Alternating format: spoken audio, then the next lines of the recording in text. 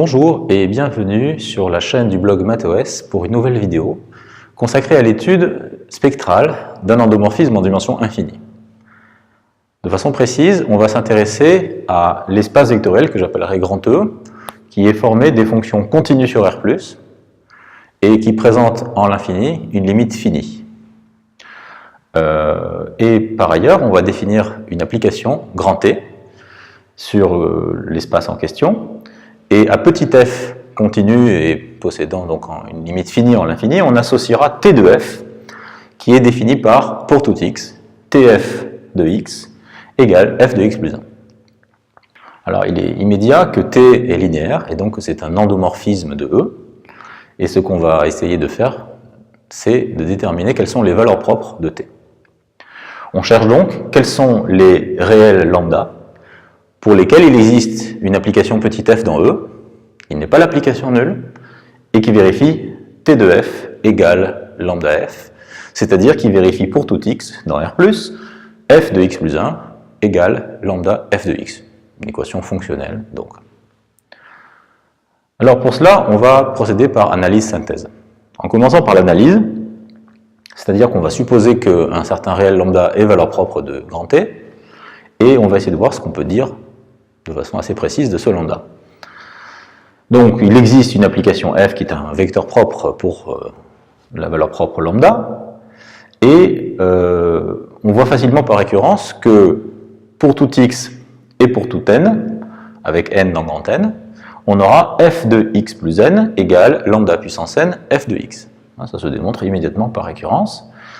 Et donc en choisissant un x pour lequel f de x n'est pas nul, ce qui est possible par hypothèse, on constate que lambda puissance n est donné par f de x plus n sur f de x. Or je vous rappelle que f possède par hypothèse une limite finie en l'infini, limite que j'appellerai grand L, et je remarque donc que lorsque n tend vers l'infini, la suite de termes général lambda puissance n converge vers grand L sur f de x. Mais il s'agit d'une suite géométrique, la suite de termes général lambda puissance n, on sait bien qu'elle ne peut converger que si lambda appartient à l'intervalle semi-ouvert moins 1, 1, en excluant moins 1 et en incluant 1. Voilà pour notre partie analyse. Il est à présent certain que le spectre de t, l'ensemble des valeurs propres de t, est contenu dans cet intervalle.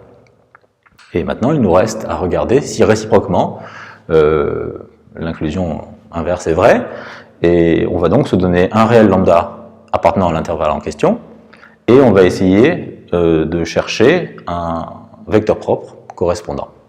On va voir qu'effectivement l'inclusion inverse est vraie, ce qui prouvera au final que le spectre de t est donné par l'intervalle moins 1, 1 semi-ouvert. Alors allons-y, choisissons donc un lambda quelque part entre moins 1 et 1. Je commencerai par traiter un cas particulier, c'est celui où lambda vaut 1. Dans ce cas, c'est facile de trouver une fonction continue sur R+, possédant en l'infini une limite finie, et qui vérifie pour tout x dans R+, f de x plus 1 égale f de x. Il suffit tout simplement de prendre la fonction constante égale à 1. Et donc on prouve ainsi que 1 est valeur propre. Maintenant, deuxième cas particulier, je suppose que lambda appartient à l'intervalle ouvert 0, 1. Je cherche donc à nouveau une fonction continue sur R+, non identiquement nulle, possédant une limite finie en l'infini, et vérifiant pour tout x positif, f de x plus 1 égale lambda f de x. Alors, on réfléchit un instant à la question, et on se rend compte qu'en posant simplement f de x égale lambda puissance x, qui veut dire par définition exponentielle de x ln de lambda, eh bien on détient une solution. Et donc ça prouve qu'un tel lambda est valeur propre. Donc à ce stade, je sais que 1 est valeur propre, et je sais que tous les réels compris entre 0 et 1 strictement sont aussi valeur propre. Je vais passer maintenant à un troisième cas particulier, c'est celui où lambda est nul. Je cherche une application continue, non identiquement nulle, et vérifiant pour tout x positif, f de x plus 1 égale 0. Et j'ai oublié de préciser, et possédant une limite finie en l'infini.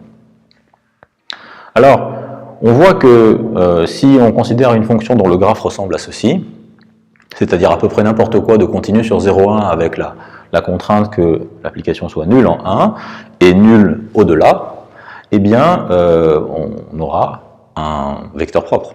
Cette application-là, elle n'est pas nulle, elle a une limite nulle dans l'infini qui est évidemment 0, elle est continue par construction, et puis elle vérifie f de x plus 1 égale 0 pour tout x. Voilà, donc il n'y a qu'à prendre par exemple l'application que voilà, définie par f de x égale 1 moins x, si x est entre 0 et 1, et 0 au-delà. Et donc on constate ainsi que 0 est une valeur propre de t. Dernier cas, je vais considérer enfin un lambda qui appartient à l'intervalle -1, 0 ouvert. Et je cherche un vecteur propre.